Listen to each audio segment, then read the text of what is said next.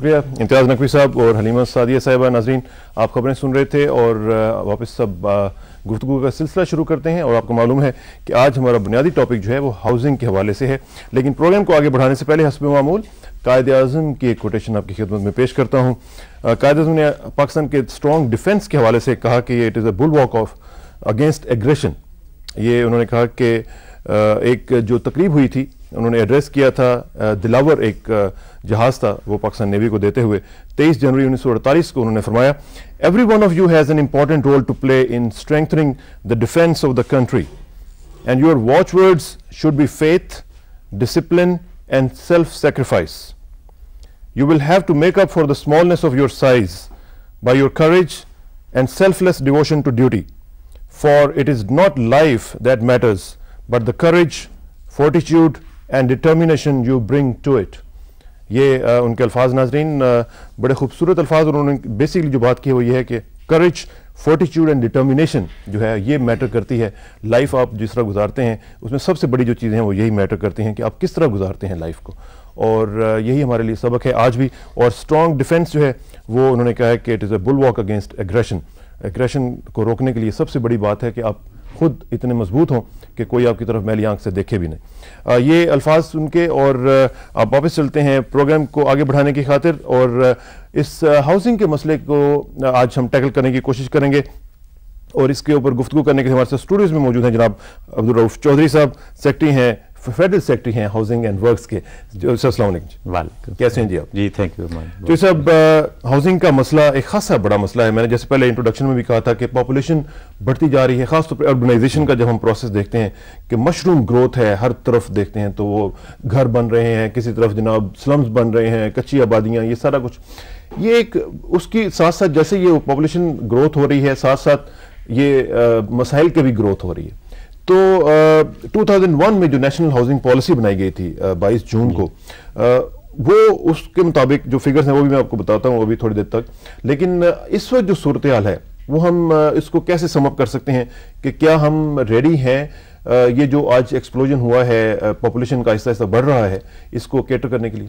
جی بہت شکریہ. میں پہلے تو پی ٹی وی کا اور آپ کا شکر گزار ہوں کہ اس اہم موضوع کے اوپر آپ نے یہ پروگرام کیا ہے اس میں مجھے حاضر ہونے کے لیے کہا. تو 2001 میں موجودہ حکومت نے نیشنل ہاؤسنگ پالیسی جو ہے وہ تیار کی تھی اور اس وقت جو گراؤنڈ ریئلٹیز تھی ان کو دیکھتے ہوئے کہ آبادی ہماری کس طرح بڑھ رہی ہے اور ہمارا جو ایکوریٹ اسٹیٹسٹکس اس وقت اویلیبل ہیں وہ 1998 کی جو سینسز ہوئی تھی اس وقت مردم شماری کے ساتھ ہاؤسنگ کا بھی پورا سروے کیا گیا تھا. اس وقت یہ اندازہ تھا کہ 19.5 ملین جو کچے اور پکے ہمارے ہاؤسنگ یونٹس اویلیبل ہیں اور اس وقت جو بیک لاگ تھا وہ کوئی 4.5 ملین کا تھا.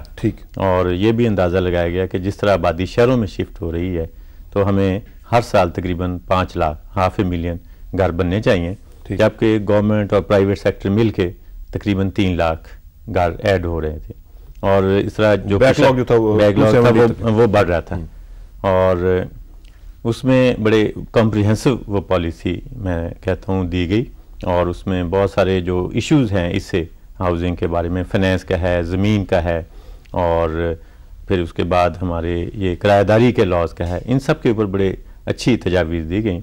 اور اب ہماری منسٹری جو ہے اس کو ٹاسک کیا گیا اس وقت سے کہ اس کی امپلیمنٹیشن کو جو ہے وہ ہم ریویو کرتے رہیں.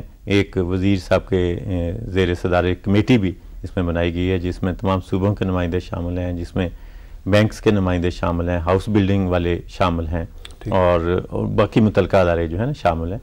اور یہاں میں یہ عرض کروں گا کہ ہماری جو ہاؤسنگ کا جو شعبہ ہے یہ اب ڈیوالو ہو گیا ہے. پہلے یہ معاملہ بھی پہلے صوبائی حکومت کا تھا لیکن پالیسی بنانا اور گائیڈ کرنا جو ہے وہ وفاقی حکومت کی ذمہ داری میں آتا ہے. اسی لیے یہ پالیسی مرتب کی گئی اور صوبوں کے ساتھ بڑا کلوز ہمارا انٹریکشن ہے اور اس کے جو مختلف پہلو تھے اس پالیسی کے اس پہ عمل ہو رہا ہے. اور مجھے امید ہے کہ جو جیسے آپ نے فرمایا کہ ایک ایکسپلوژن ہوا ہے آبادی کا اور خاص طور پہ رورل اربن مائیگریشن اتنی تیزی سے بڑھی ہے کہ شہروں کے ارد گرد اور شہر آباد ہو گئے ہیں تو اسے ہم کوپ وتھ کرتے ہیں. ٹھیک ہے. اچھا یہ جو آپ نے بتایا 1998 کا جو سینسس ہے اس کے مطابق آپ نے کہا کہ 19.3 ملین ہاؤسنگ یونٹس ہے. اس میں یہ بھی میں تھوڑا سا بتا دوں ناظرین کو کہ رورل جو تھی اس کی پرسنٹیج 67.7% تھی اور اربن 32.3%. بالکل. اچھا یہ جو بیک لاگ ہے جو آپ نے بتایا کہ اینول ریکوائرمنٹ تھی 570,000 to be specific,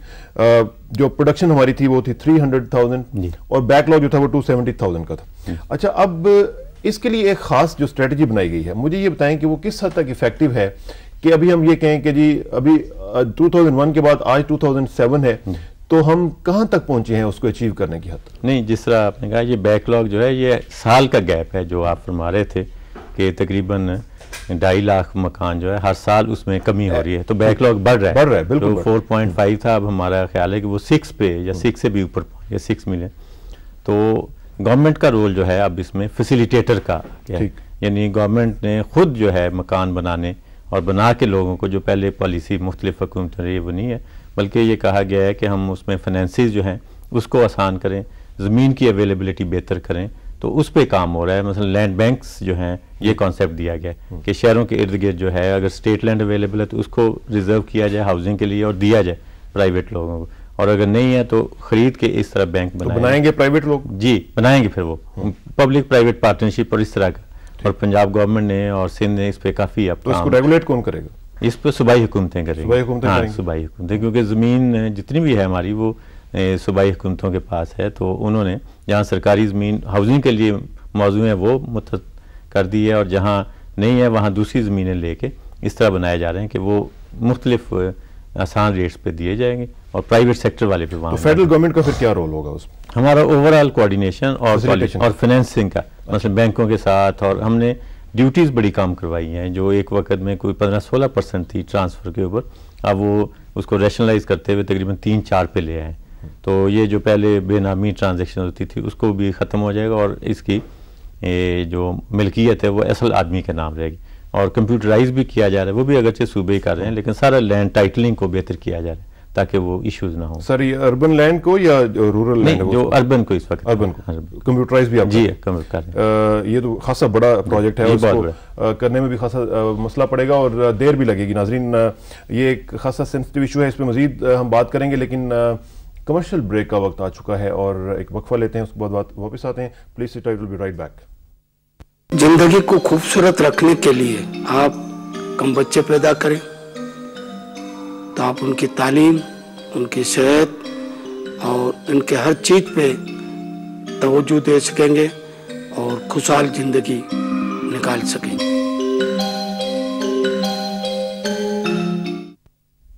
welcome back ناظرین, آپ دیکھ رہے ہیں نیوز پلس اور بات ہو رہی ہے ہاؤسنگ کے حوالے سے, لیکن ایک چھوٹا سا جمپ لیتے ہیں اور بات کرتے ہیں اس وقت صدر مملکت کا دورہ ایران کی, جو وہاں پہ ایک اسپیشل انیشیٹو کے لے کر گئے ہوئے ہیں. اس حوالے سے ہمارے ساتھ لائن پہ موجود ہیں جناب تنویر احمد خان صاحب, اور تنویر احمد خان صاحب فارمر سیکرٹری خارجہ رہے ہیں, ان سے بات کرتے ہیں اس حوالے سے. تنویر صاحب السلام علیکم. جی السلام علیکم. تنویر صاحب, پریزیڈنٹ ایک پورا ورلڈ ون ٹرپ آپ اس کو کہہ سکتے ہیں کہ وہ پوری جناب مسلم ورلڈ کا ٹرپ لگا کے آئے, اور اب دوبارہ وہ گئے ہیں ایران اور ترکی. تو یہ پورا جو ایک انیشیٹو ہے اس کو کیسا دیکھ رہے ہیں آپ؟ یہ کیا انیشیٹو ہے کیا, اور اس کا کیا امپیکٹ پڑے گا مسلم ورلڈ کے لیے؟ آپ نے جیسے فرمایا 9 ممالک وہ ان کے دورے میں شامل ہو جائیں گے. 5 عرب ممالک تھے اور وہ بڑے سرکردہ عرب ممالک ہیں جن میں سعودی عربیہ بھی ہے, ایجپٹ بھی ہے, جارڈن ہے, سیریا ہے, یو اے ای ہے, پھر وہ ساؤتھ ایسٹ ایشیا تشریف لے گئے, انڈونیزیا اور ملیشیا جو اہم ترین وہاں ممالک ہیں ان سے بات کی. اب ایران اور ترکی جو ہمارے پرانے دوست اور حلیف ہیں. ابھی تک اس دورے کے بارے میں کوئی خاص تفصیلات منظر عام پہ نہیں آئی ہیں, نہ تو پاکستان میں کوئی خاص بریفنگ دی گئی ہے اور اس پہ کوئی ذکر ہوا ہے, نہ ہی میں نے دیکھا ہے کہ یہ جہاں جہاں وہ تشریف لے گئے ہیں وہاں کے میڈیا میں بھی خبر تو دی گئی ہے لیکن اس کا کوئی تجزیہ سامنے نہیں آیا. تو شاید یہ ارادتاً ہے کہ اس کو قبل از وقت وہ اس کی بات نہ کہنا چاہتے ہوں, لیکن کچھ چیزیں جو ہیں وہ تو صاف سمجھ آتی ہیں. ایک تو یہ ہے کہ یہ دورہ ایسے وقت میں یہ شروع ہوا ہے جبکہ عالم اسلام پہ میں سمجھتا ہوں بہت ہی کڑا وقت آ گیا ہے. عراق کی صورتحال جو ہے وہ انتہائی سنگین ہے.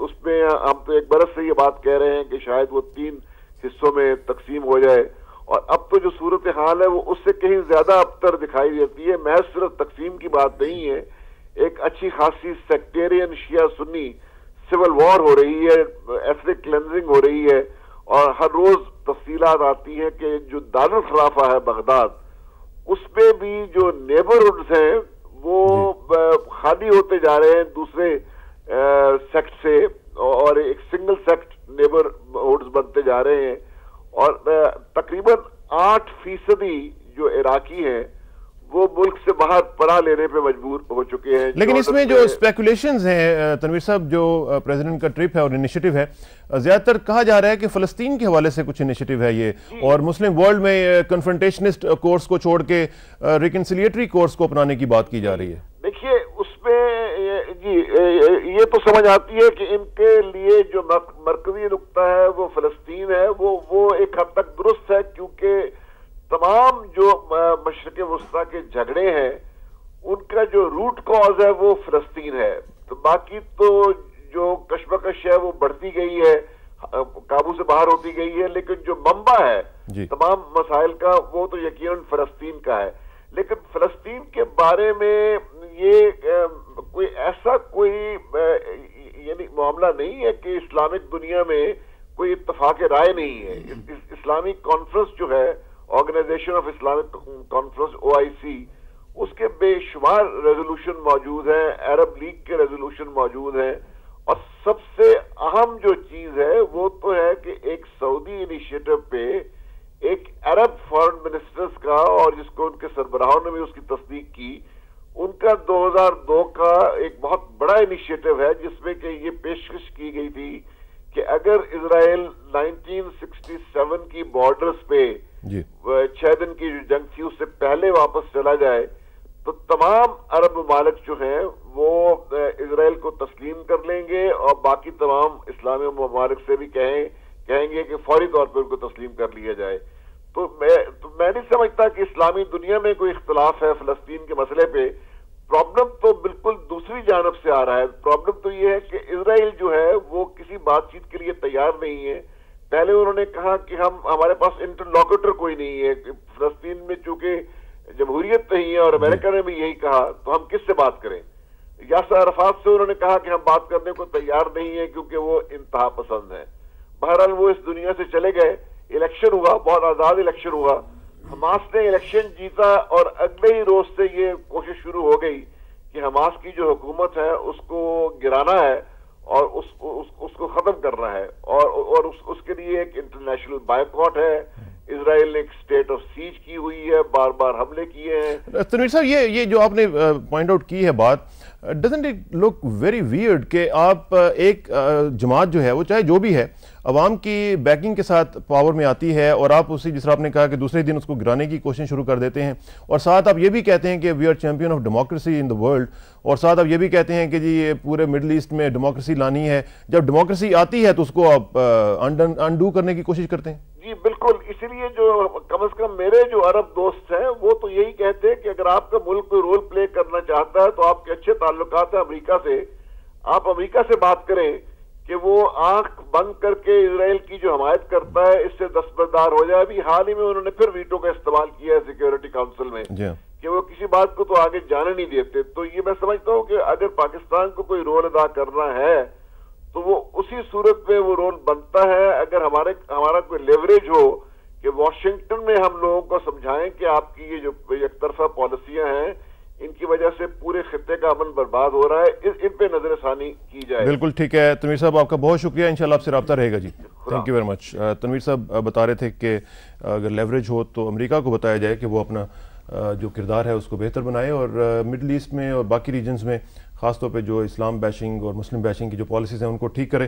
اور میں سمجھتا ہوں کہ جو لیوریج ہے وہ تو اس وقت تھوڑا سا خود بھی گڑبڑ ہو رہی ہے, کیونکہ خود امریکہ میں پاکستان کے متعلق جو تھنکنگ اور پالیسی میکنگ ہو رہی ہے وہ کوئی اتنی اچھی نہیں ہو رہی, اور خاص طور پہ کانگریس میں جب ڈیموکریٹک کنٹرولڈ کانگریس جب سے آئی ہے اس وقت حالات ذرا مزید خراب ہو رہے ہیں. واپس آتے ہیں ہاؤسنگ کی طرف. جو سب ہاؤسنگ کا مسئلہ خاصا جس طرح ہم کر رہے تھے، یہ تھوڑے چھوٹے موٹے جمپس ہم ذرا لیتے رہتے ہیں، سوری آپ کو، یہ کرنٹ ایشوز ہیں، یہ کرنٹ ایشوز بھی ہیں، اور پھر پریزیڈنٹ گئے ہیں، یہ ایک بہت بڑا انیشیٹو بھی ہے، اس کو بھی ہم نے ذرا تھوڑا سا ٹچ کرنا تھا. ہاؤسنگ، گورنمنٹ ہاؤسنگ کی طرح تھوڑی سی بات کر لیں کہ گورنمنٹ ہاؤسنگ جو ہے گورنمنٹ امپلائیز کے لیے، ان کے لیے کیا کیا آپ کر رہے ہیں؟ وہ بڑے بیچارے مسائل کا شکار ہیں. اس میں اس طرح ہے جی کہ جو گورنمنٹ کا اپنا ہاؤسنگ سٹاک ہے، جو کہ گورنمنٹ سرونٹس جو جاب میں ہوتے ہیں ان کو ڈیورنگ سروس دیا جاتا ہے، وہ بڑا محدود ہے. ٹھیک. اس وقت پورے ملک میں تقریباً 28,000 یونٹس ہیں جو کہ ایک نائب قاصد سے لے کے سیکٹری کے لیے ہیں، اور جبکہ تعداد جو ہے ہمارے گورنمنٹ سرونٹس کی، فیڈرل گورنمنٹ کی جو انٹائٹل ہے، وہ 3.5 لاکھ سے زیادہ ہے. تو آپ اس سے اندازہ کر سکتے ہیں کہ گیپ کتنا بڑا ہے. تو اسی وجہ سے ہمارے منسٹری کے اوپر اور ہمارے جو اسٹیٹ آفیسز ہیں بہت زیادہ پریشر رہتا ہے، اور جس کو کوئی سرکاری گھر مل جائے تو وہ بڑی ایڈوانٹیجس پوزیشن میں آ جاتا ہے ویزا جس کو نہیں ملے گا، چونکہ کرائے بہت بڑھ گئے ہیں.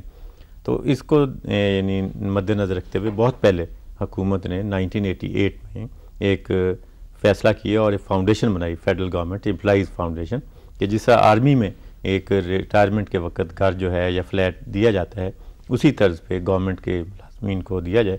تو انہوں نے اب تک 5 فیزز یہ کر چکے ہیں، I-8 میں، اور پھر 92 میں، D-12 V-12 میں، پھر یہاں 96 میں اور 2004 میں، اور تقریباً اس سارے مرحلے میں کوئی 15,000 جو پلاٹ تھے وہ دیے گئے. شروع میں تو گھر بھی بنا کے دیے گئے I-8 میں، لیکن پھر ایک فیصلہ ہوا کہ جی اس میں دیر ہو جاتی ہے، ذاتی لوگوں کی پریفرنسز ہیں اپنا گھر بنانے کی، تو ان کو ڈیولپ پلاٹ دیے جائیں، اور بڑے بہت ہی یعنی معقول قیمت پہ، کوئی مارکیٹ سے بہت ہی سبسڈائز کہا جائے. اور یہ نہ صرف اسلام آباد میں بلکہ یہ کراچی میں بھی اور پشاور میں بھی اس طرح کی اسکیمیں بنائی گئیں. اب حال ہی میں ایک اس گورنمنٹ نے فیصلہ کیا ہے کہ اس کی بجائے لوگوں کو اونرشپ بیس پہ فلیٹ اور گھر بنا کے دیے جائیں. تو 1,000 فلیٹ گورنمنٹ امپلائیز کو، جی گورنمنٹ امپلائیز 1,000 فلیٹ جو ہیں جو گریڈ 1 سے 16 کے لیے ہیں، 3 کیٹیگریز میں ہیں، وہ اس وقت بن رہے ہیں، جس کا سنگ بنیاد وزیر اعظم صاحب نے خود رکھا تھا، اور انشاءاللہ جون تک وہ تیار ہو جائیں گے. کانسیپٹ اس میں یہ ہے کہ جو گورنمنٹ امپلائی وہ 20 سے 30% ایکوٹی یا اپنے دے گا، باقی ہم نے لون ہے، یا گورنمنٹ کا کوئی فنڈ اس میں نہیں ہے. زمین ضرور ہم نے، وہ خود ہی پھر لون پے بیک کریں گے، 15 سال میں پے بیک کریں گے، اور اس کے بعد وہ اس کے مالک ہو جائیں گے. اور اسی پہ وزیر اعظم صاحب نے ہمیں ڈائریکشن دی ہے، اور اب چھوٹے امپلائیز کے لیے 15,000 کا انہوں نے ہمیں ڈائریکشن دی ہے. وہ اسکیم اب تیار ہے، صرف زمین CDA کے ساتھ مل کے ہم اس کے لیے ارینج کر رہے ہیں، اور اس کو بھی جلدی انشاءاللہ لانچ کریں گے. تو یہ کب تک ہو جائے گا مکمل؟ یہ 1,000 تو جو میں نے عرض کی وہ جون تک تیار ہو جائیں گے، بڑی تیزی سے بن رہے ہیں. دوسرا جو منصوبہ شروع ہوگا وہ ہمارا خیال ہے کہ 2 یا 3 فیزز میں 15,000 شاید ایک دم نہ شروع کر سکیں، لیکن 5,000 پہلے، اور اگلے 3 سال میں امید ہے کہ یہ ہم سارے بنا لیں گے. پھر آفیسرز کے لیے بھی اسی پیٹرن پہ 17 اینڈ اباو کے لیے بھی فلیٹس اور گھروں کی انہوں نے ڈائریکشن دی، وہ بھی ہم اسکیم تیار کر چکے ہیں. زمین بس تلاش ہو رہی ہے. تو یہ سائملٹینیسلی آپ شروع کریں گے یا علیحدہ علیحدہ؟ نہیں، سائملٹینیسلی. مقصد یہ ہے کہ جب آپ ریٹائر ہوں تو آپ کے پاس رہنے کے لیے ایک جگہ ہو. اس وقت ہمیں مشکل پیش آتی ہے کہ سرکاری گھر میں جو رہ رہا ہے 20 سال 25 سال، اس کو ہم نکالتے ہیں ریٹائرمنٹ کے بعد، وہ بڑا ایک پینفل ہوتا ہے بالکل، اور اس کے پاس کوئی آپشن نہیں ہوتا کہاں جائے گا وہ. بالکل درست کہا آپ نے. ناظرین، آپ ہمیں کال کر سکتے ہیں اس حوالے سے اور بتا سکتے ہیں کہ آپ کے کیا مسائل ہیں. ہمارے نمبرز ہیں 922925 اور دوسرا نمبر ہے 92200458. Here is the first caller, let's check who is. السلام علیکم جی. ہلو جی، وعلیکم السلام. کون صاحب اور کہاں سے جناب؟ سر میں شیرزمان گجر بات کر رہا ہوں کوئٹہ سے. جی شیرزمان گجر صاحب فرمائیں جی. سر میرا فیڈرل سیکریٹری صاحب سے ایک کوشچن ہے جناب. یہ کنفرم کرنا تھا کہ جو فیڈرل گورنمنٹ کے امپلائیز جیسا کہ وقت کے جو ریٹائرڈ ہیں ان کے لیے کیا کوٹا انہوں نے ایلوکیٹ کیا ہے جو وہاں پہ ریزیڈنٹ ہوتی ہیں، جو ریٹائرڈ امپلائیز ہیں، ریٹائرڈ امپلائیز ہیں فیڈرل گورنمنٹ کے، جسٹ لائک واپڈا.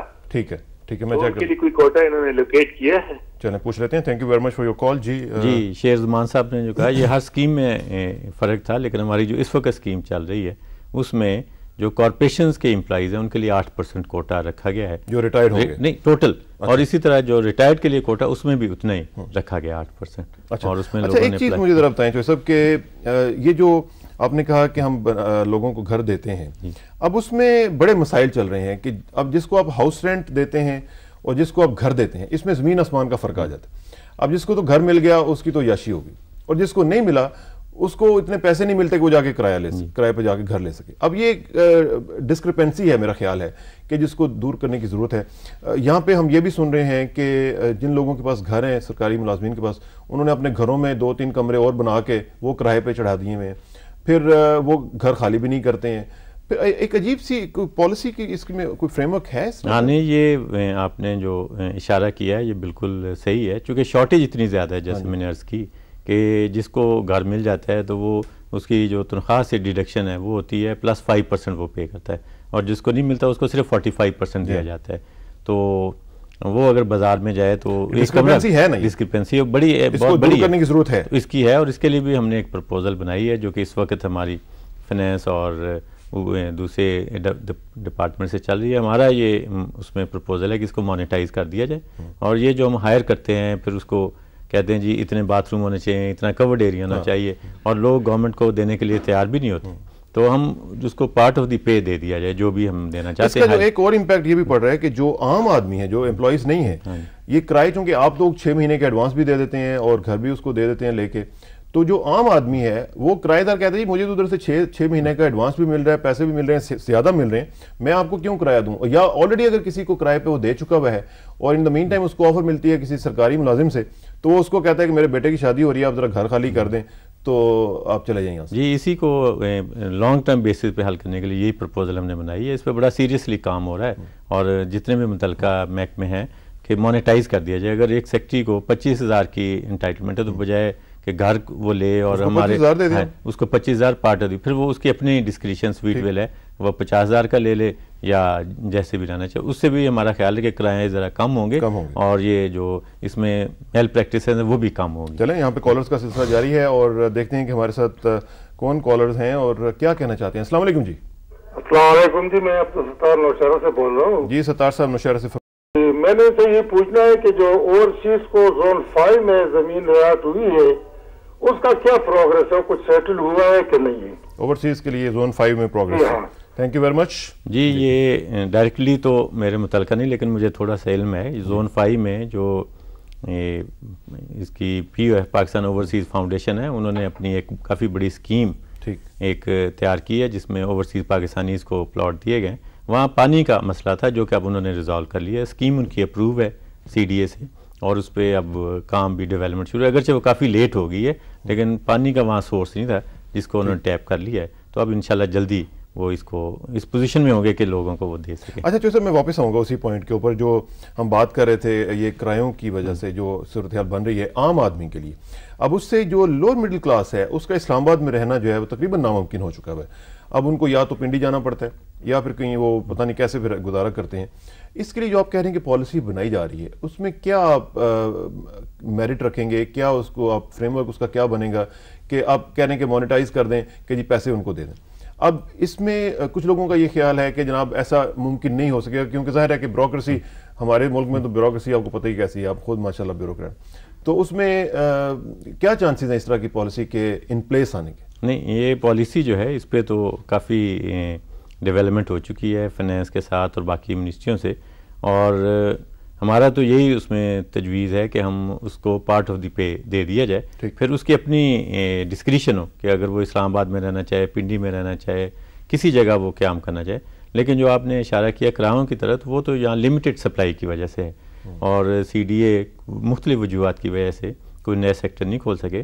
لیکن اب انہوں نے اپنی لینڈ ایکوائر کرنے کی پالیسی آج کل بیوٹیفیکیشن پہ ذرا زیادہ مصروف نہیں, لیکن انہوں نے ایک اچھا کام کیا, لینڈ شیئرنگ فارمولا اپروو کیا ہے, جس سے امید ہے میں ہوں کہ وہ جلدی زمین ایکوائر کر لیں گے, اور ایک دم وہ 4-5 سیکٹر جو ہیں وہ ایکوائر کر کے کھولنا چاہتے ہیں. تو جیسے ہی سپلائی بڑھے گی تو رینٹ کم ہو. یہ آپ کی بات بالکل بجائے ہے. اس میں جو قانون کرایہ داری جس کو کہتے ہیں اس کو امپروو کرنے کی ضرورت نہیں ہے کہ تاکہ ایک سٹینڈرڈ ہو, ایک عام آدمی کو پتہ ہو کہ جی مجھے اس لیول پہ اس سیکٹر میں اتنے کا کرایہ کا گھر جو ہے وہ مل جائے گا. اب یہاں پہ یہ ہے کہ کوئی اس طرح کا کوئی قانون تو ایسا ہے نہیں, اگر ہے بھی تو وہ ظاہر ہے کہ ہم لوگ امپلیمنٹیشن کی سٹیج میں تو ہمیشہ فیل ہوتے ہیں. تو اس طرح کی چیز کیوں نہیں ہم کرتے ہیں کہ ایک سٹینڈرڈ قانون ہو کہ جی آپ اتنے گھر کی لمٹ ہوگی, اتنا آپ کو جو گھر ہے وہ اس سیکٹر میں مل جائے گا. یہ کیوں نہیں ہم کرتے؟ نہیں, قانون کرایہ داری تو اسلام آباد میں حال ہی میں نافذ ہوا ہے, لیکن اس میں یہ کوئی سیلنگ فکس نہیں ہے. وہ تو صرف یہ ہے کہ مالک اور جو کرایہ دار ہے اس کا جو ایگریمنٹ ہے، اگر اس میں کوئی بریچ آ جائے تو اس سلسلے میں ہے، لیکن اس کے لیے کوئی فکسیشن آف دی رینٹ اس میں شامل نہیں ہے. وہ تو مارکیٹ کی جو فورسز ہیں، سپلائی اینڈ ڈیمانڈ پہ چل رہا ہے، اور جب یہاں سپلائی بہتر ہوگی تو کرایہ کم ہو گیا، ورنہ اس وقت تو واقعی جو گورنمنٹ سرونٹ ہیں ان کے آؤٹ آف ریچ ہو چکے ہیں، بہت آؤٹ آف ریچ ہے، اور وہ مجبور ہیں پنڈی یا ارد گرد رہنے پہ. درست کہا آپ نے. اور یہ جو صورتحال ہے ناظرین، آپ دیکھ رہے ہیں کہ عام جو لوگ ہیں، غریب جو لوگ ہیں جو اسلام آباد میں رہنا چاہتے ہیں لیکن وہ جابز بھی کرتے ہیں لیکن رہ نہیں سکتے. یہاں پہ چوہدری صاحب کی اجازت سے ایک اور جمپ لیتے ہیں اور چلتے ہیں امریکہ. And we are joined by former deputy majority leader New Hampshire assembly Bob Guida. اور باب گائیڈا سے بات کرتے ہیں کہ کشمیر کے حوالے سے کیا صورتحال ہے، وہ کیا کہنا چاہتے ہیں. Bob Guida, welcome to our show. It's good to be here. How are you doing today? I'm fine, sir. And yourself? Good. Bob, yesterday we observed Solidarity Day with Kashmir. And throughout the world, you know, we saw a lot of Kashmiris, a lot of Muslims and Pakistanis observed that day. What do you want to say about it? Well, I think it's important to continue the efforts to give what was promised so many years ago, with self-determination, a plebiscite, however, to essentially allow the same standards of freedom for people in Kashmir as we seek elsewhere in the world. Okay. The day that you celebrate that, I'm sure that there's also a lot of solemn thinking about it too, because the atrocities continue in Kashmir. And if you see the atrocities being continued, are you still optimistic about the resolution of Kashmir imbroglio? In all honesty, I think that Iraq and the Middle East overshadow so very much the plight of the Kashmiris. I don't have a great deal of faith in the United Nations in terms of carrying out resolutions that were set to paper 60 years ago. All in all, I think it is just a matter of continuing the struggle, and I think that we need to focus as much as we can on the actions of the Indian Army as they continue with rape, murder, torture, killing, rogue elements of the Army, and it's known amongst the highest levels of the Indian government, if not in fact sanctioned, but certainly known that this goes on, and all we can do is continue to try to bring this to the attention of the larger nations that are seeking to improve relations with India. Bob, you're also chairman of an organization called Americans for Resolution of Kashmir, ARK. And you sent me an email yesterday, and let me read it out for the benefit of the viewers. You said the rape of women, young and old, physical and psychological torture of boys, girls, men and women continue to be committed and reported. India's denial of free access to foreign statesmen, press and humanitarian organizations continues to raise the question. And the question is, what is it that India says it is not doing, that it is working so very hard to hide? Can you explain on that? You have the largest standing army since World War II assembled in Kashmir. 25 plus infantry divisions. For what purpose? Are they at war? Essentially, yes. They're at war against the freedom efforts of the people in Kashmir. And in the course of that war, rape has been used as a tool. In my visits to Kashmir, to Muzaffarabad, and to Azad Kashmir at least, right. Because I've been denied access, India will not acknowledge my request to attend and visit IOK. The people with whom I've met and the refugee camps that I've attended and have just told a terrible story that has been largely ignored, if not in fact forgotten, by most of the rest of the world. And that largely, I think, because in a very pragmatic way, unfortunately, it's not seen that Kashmir bears any strategic relevance to any of the interests of the larger nations, and so they allow this to continue. But my belief is that we need to bring pressure to bear on nations that trade with India to exert political pressure. And obviously, Bob, the US is one of them who are trading with India, and you've been treading in the power corridors of the US, and you've been the deputy majority leader of New Hampshire Assembly. Do you see any US role, active US role in the resolution of Kashmir? I believe that there needs to be a role. I don't believe that the United States government at this time has agreed to take a position other than to allow India and Pakistan to work out the issue of Kashmir. Again, allowing Kashmir to be treated like a ball that's passed back and forth between two rival powers. And the fact of the matter is the Kashmiris have the right to determine their own future. It's been promised in writing, and it's been ignored. So the United States, largely as, if you want to call it, the world's policeman, needs to exert pressure, needs to bring pressure to bear on India, which is doing thriving commerce. But we need to use that commerce as an avenue to tell India, look, you need to remedy this situation. I think President Musharraf's initiative shows vision. I think it shows a willingness to address the issue in such a way that the Kashmiris would have the voice in determining their own future that they are currently being denied by force. Thank you very much, Bob. You're talking to us from Denver, Colorado. You're traveling there, and wish you best of luck, and please keep us in the loop. Thank you, sir. Thank you very much. Bob Gaida हमारे साथ मौजूद थे नाज़रीन, farmer deputy majority leader new Hampshire assembly के, और एक उन्होंने organisation भी बनाई हुई है Americans for resolution of Kashmir. इनकी एक बड़ी एफर्ट है जो इन्होंने कश्मीर के हवाले से की है, और ये पाकिस्तान का भी दौरा कर चुके हुए हैं, मुजफ्फराबाद भी गए थे। कश्मीर के साथ इनका दिल जो है मैंने देखा है कि बहुत धड़कता है और बड़े इमोशनली अटैच्ड हैं। नाज़रीन, यहाँ पे एक वक्त हुआ है ब्रेक का, और ब्रेक के बाद वापस आते हैं, हाउसिंग के मसाइल पर बात करेंगे और आपकी कॉल्स भी लेंगे। Please sit tight, will be right back. माँ और बेटी का एक ऐसा मुकद्दस पाक रिश्ता है जिससे पूरे माशरा अमल में आता है। माँ को चाहिए कि बच्चे की पैदाइश में वक्फा ज़रूर रखे ताकि अपनी तंदुरुस्ती का ख्याल रख सके, अपनी सेहत का ख्याल रख सके और न परेशानियों से, बीमारियों से बचती रहे। वेलकम बैक नाजरीन, बात हो रही है हाउसिंग के हवाले से और आपकी कॉल्स भी हमने लेनी है। और नाजरीन, ये एक ऐसा मसला है जिसमें आपकी जो इनपुट है वो बहुत ज़रूरी है।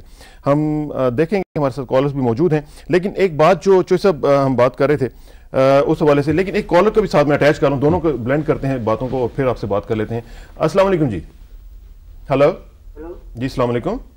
हेलो जी, अस्सलाम वालेकुम जनाब। मैं मोहम्मद उस्मान फैसलाबाद से बात कर रहा हूँ। जी उस्मान साहब, फरमाइएगा। मेरे इस हाउसिंग के बारे में ये ख्याल है कि इसमें गरीब अवाम को क्या फायदा मिल रहा है। ये गरीब अवाम के लिए तो एक मजदूर जो है वो घर बनाता है, उसको रहने के लिए घर नहीं मिलता, इसके बारे में आपका क्या ख्याल है? बिल्कुल ठीक है, पूछ लेते हैं। Thank you very much. मजदूर जो है वो सिर्फ मजदूरी करता है, उसको घर नहीं मिलता, ये भी ज़रा एक क्वेश्चन ज़रा थोड़ा सा एड्रेस कर दें जी। जी बिल्कुल, ये उस्मान साहब ने जो इशू उठाया है ये हमारे लिए बड़ा अहम इशू है, क्योंकि जो इस वक्त हमारा ये ऑब्जर्वेशन है कि जितनी भी प्राइवेट कंपनीज काम कर रही हैं वो मिडिल इनकम या हायर इनकम जो ग्रुप के लोग हैं उनको कैटर कर रही हैं, और ये लो इनकम या जो गरीब आवाम है उनके लिए नहीं कर रही। तो इस सिलसिले में भी काफ़ी काम हुआ है, और सूबों ने मुख्तलिफ एरियाज़ में, गाँव के अंदर भी और शहरों के इर्द गिर्द भी ये फैसला किया है कि 3 से 5 मरले के प्लॉट जो हैं वो ऑक्शन नहीं होंगे, बल्कि वैसे अलॉट किए जाएंगे और लो इनकम को अलॉट किए जाएंगे, ताकि वो उस पर अपनी कोई एक कमरा या 2 कमरे बना सके। ऑक्शन में तो वो ले नहीं सकते जी जितनी कीमत भाई। CDA ने, जैसे आपके नोटिस में होगा, पूरा एक सेक्टर जो है I-15 वो इसी लो इनकम के लिए बनाया है, जिसमें ये कंडीशन थी कि आपकी इनकम 1.5 लाख से कम होनी चाहिए।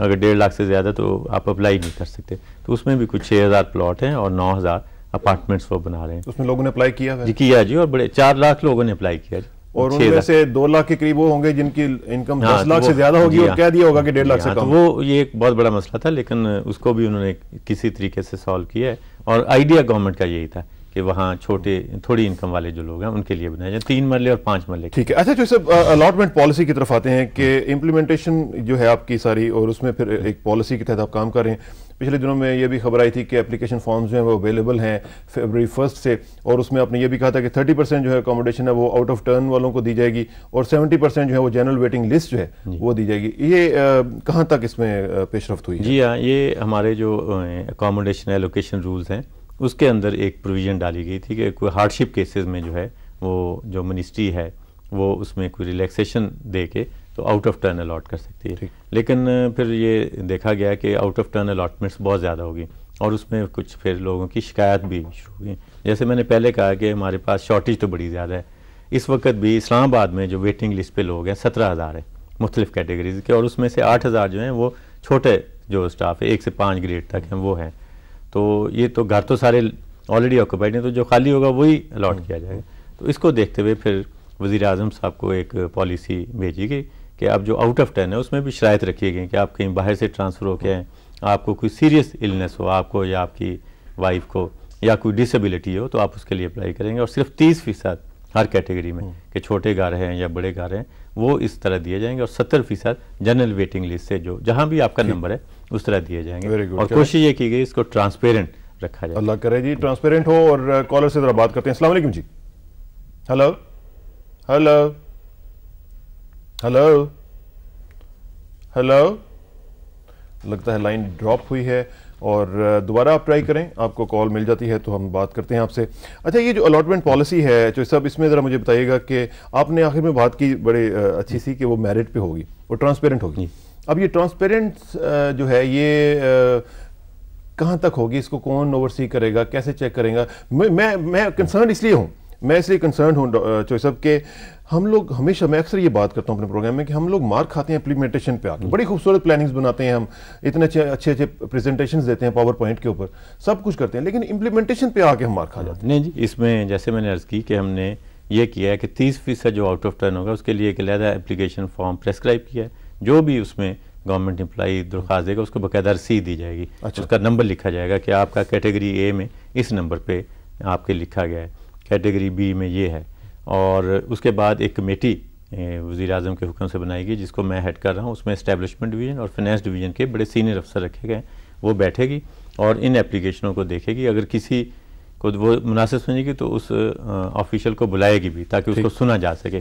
اور یہ کمیٹی بھی 30% تک جو ہے وہ ریکمنڈیشن دے گی, اور باقی 70% جو ہے وہ ویٹنگ لسٹ ہے. ویٹنگ لسٹ کو ہم نے ویب سائٹ پہ ڈال دی ہے تاکہ کوئی بھی دیکھنا چاہے وہ دیکھ دے باقاعدہ اسٹیٹ آفس. اس سے زیادہ ٹرانسپیرنسی. اور ہم نے یہ بھی کیا ہے کہ اسٹیٹ آفس میں اور منسٹری میں ہر مہینے 50 نام ہر کیٹیگری میں, مثلا کیٹیگری اے ہے, کیٹیگری بی ہے, 50 جو ٹاپ موسٹ ہیں وہ بورڈ پہ لگے ہوئے ہیں. کوئی بھی آ کے دیکھ سکتا ہے کہ میرا نمبر کہاں پہ ہے. کوشش ہماری طرف سے یہ ہے کہ اس کو جتنا بھی ٹرانسپیرنٹ کریں. بالکل صحیح ہے. اور کالرز کا سلسلہ جاری ہے, ذرا دیکھتے ہیں. السلام علیکم جی. السلام علیکم جی, کون صاحب اور کہاں سے جی؟ السلام علیکم جی. وعلیکم السلام. روبینہ گور سیالکوٹ سے. جی روبینہ صاحب فرمائیں سیالکوٹ سے. میں یہ کہنا چاہتی ہوں کہ ہماری جو پاپولیشن ہے اس میں 67% جو ہے نا وہ دیہات میں رہتی ہے, اور وہاں بھی لوگ گھر بناتے ہیں نا, لیکن وہ بڑے ان پلانڈ طریقے سے بناتے ہیں. ان کے میپس ایک دوسرے کے کبھی راستہ بند کر دیتے ہیں, کبھی کچھ کر دیتے ہیں. اس کو بھی پلان کرنا چاہیے. وہاں کوئی یونین کونسل وغیرہ سے ان کا میپ اپروو ہو اور ساتھ کوئی ڈرافٹس مین ہو جیسے یہ ڈپلوما ہولڈرز ہوتے ہیں, تاکہ ان کے مسائل کام ہو, کیونکہ اس کے بعد وہ بہت زیادہ مقدموں میں الجھ جاتے ہیں. بالکل ٹھیک. تھینک یو ویری مچ روبینہ صاحبہ, آپ نے بڑی اچھی بات کی. ایک اور کالر کو ذرا بلینڈ کرتے ہیں, دونوں کا جواب لیں گے اکٹھا اور دیکھتے ہیں کہ دوسرے صاحب ہمارے ساتھ کون ہے. السلام علیکم جی. السلام علیکم جی. کون صاحب اور کہاں سے جناب؟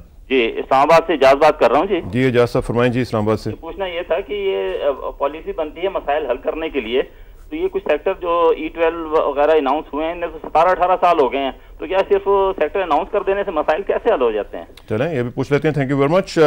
دونوں سوالوں کا جواب لیتے ہیں, E12 کا بھی اور رورل ایریاز میں جو ان پلانڈ گروتھ ہو رہی ہے گھروں کی, وہ بھی ہم بات کریں گے. لیکن ایک بریک کے بعد, بریک کے لیے چلتے ہیں کمرشل بریک اور پھر واپس آتے ہیں. Please sit tight, will be right back. زندگی کو خوبصورت رکھنے کے لیے آپ کم بچے پیدا کریں تو آپ ان کی تعلیم, ان کی صحت اور ان کے ہر چیز پہ توجہ دے سکیں گے اور خوشحال زندگی نکال سکیں گے.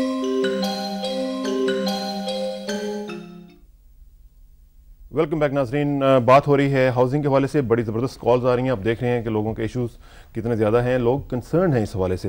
چوہے صاحب دونوں کویسچنس روبینہ صاحبہ نے کہا کہ ان پلانڈ گروتھ ہو رہی ہے رورل ایریاز میں بھی, وہاں پہ بھی تھوڑا سا پلاننگ ہونی چاہیے, اور اعجاز صاحب نے E12 کے بارے میں پوچھا. جی جو سیالکوٹ سے روبینہ صاحبہ نے پوچھا, اس سلسلے میں جو پنجاب گورنمنٹ ہے انہوں نے سائٹ ڈیولپمنٹ رولز ابھی نافذ کیے ہیں, اور جو تحصیل میونسپل ایڈمن TMAs ہیں ان کو یہ ٹاسک کیا گیا، کیونکہ اب آپ کو پتہ ہے کہ ڈیولوشن کے بعد رورل اربن کی ڈسٹنکشن ختم ہو گئی.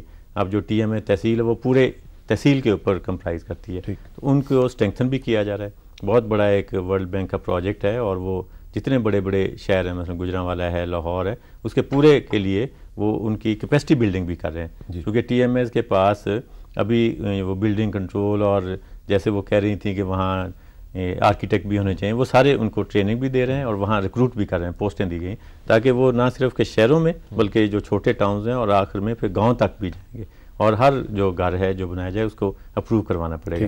اور دوسرا E12 کا جو انہوں نے ایشو اٹھایا یہ واقعی بڑا افسوسناک ہے، لیکن یہ 1990 میں سی ڈی اے نے لانچ کیا تھا، اور اس میں سے کوئی 50% جو پلاٹ تھے وہ گورنمنٹ امپلائیز کو دیے گئے، 50% انہوں نے جنرل پبلک کو دیے ہیں. لیکن اس وقت جو لینڈ ایکوزیشن تھی اس فارمولے کے تحت ہوئی، لیکن اس میں ابھی تک مسائل چل رہے ہیں، اور ابھی حال ہی میں وزیر اعظم سے انہوں نے اپروول لی ہے، اور امید یہ ہے کہ وہ مسئلہ جو ہے ریزالو ہو جائے گا، اور جو ایڈیشنل کمپنسیشن ہے وہ سی ڈی اے پے کر دے گی، اور جو لوگوں کی اس میں انویسٹمنٹ سٹک اپ ہے وہ انشاءاللہ ان کو مل جائیں گے. اس میں کتنا عرصہ لگے گا مزید کچھ؟ یہ سی ڈی اے والے تو بڑے ہوپفل ہیں کہ اگلے 3-4 مہینے میں وہ ریزالو کر لیں گے اس کو، لینڈ ایکوزیشن کے مطلب پھر ڈیولپمنٹ شروع ہو گیا.